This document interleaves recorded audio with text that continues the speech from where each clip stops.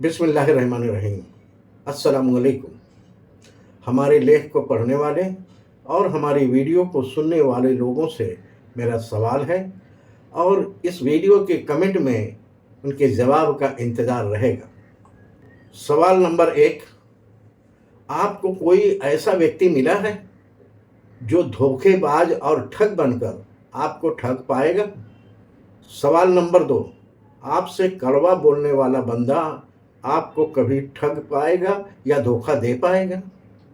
सवाल नंबर 3, आपके जज्बात को उभारे बगैर कोई आपको ठग पाएगा या धोखा दे पाएगा?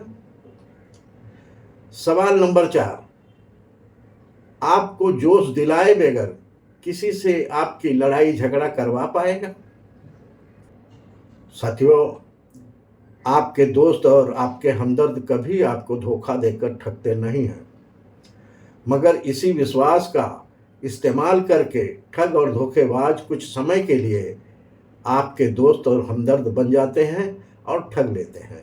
और आप ये कहते फिरते हो कि फ़लाँ दोस्त और फ़लाँ हमदर्द ने आपको धोखा दिया है।